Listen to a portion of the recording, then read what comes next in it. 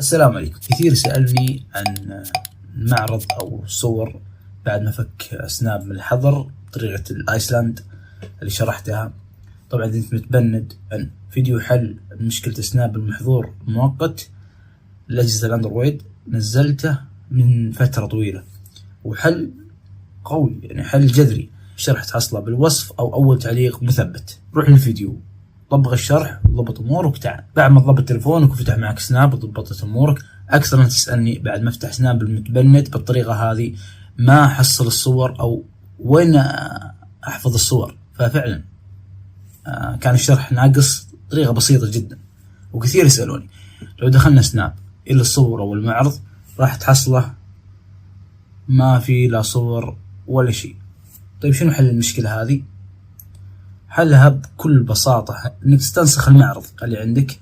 لازم يكون عندك نسخة ثانية. فكرة تطبيق الآيسلاند انه يكون جهاز ثاني، يكون عندك جهاز داخل الجهاز الثاني، فأي شعار نفس هذا اعرف انه تطبيق بالجهاز الثاني مو بجهازك الأساسي.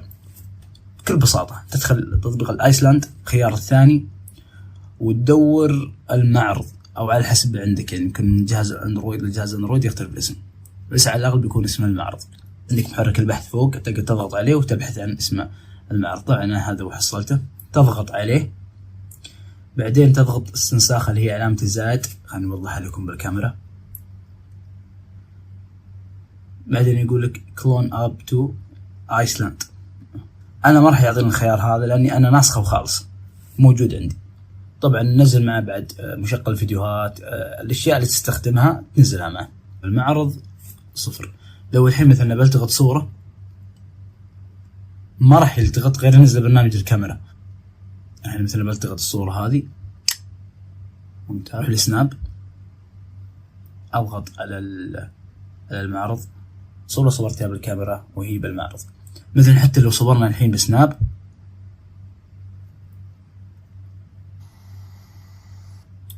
وحفظته روح بالمعرض موجود. لو ارجع سناب واعطيه مثلا موجود. فهذه الفكرة بكل بساطة. هذا كان الخلل الموجود عندكم. اهم شيء الغالي انك تضغط اشتراك اذا انت مشترك، اساس راح انزل فيديوهات كثير جدا تختص سناب وحلول جديدة. ممكن ما راح تحتاج الحلول هذه كلها، نشوف شروحات جديدة لأن نتابع مبرمجين أجانب وأنا يعني مطلع لهذا الشيء.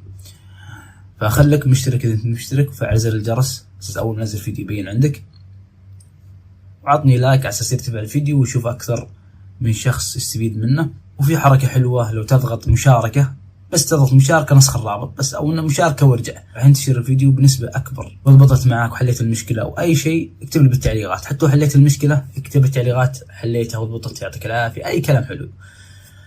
ما ضبطت معك هم اكتب لي بالتعليقات، راح اتواصل معك دايركت ان شاء الله. وانا اعتذر منكم جدا جدا. كثير ارسل لي والله بالخاص وصراحة ما يمديني ارد عليه او ما يمديني اسوي شر لان كنت مشغول جدا بالايام اللي فاتت. وان شاء الله القادم اجمل.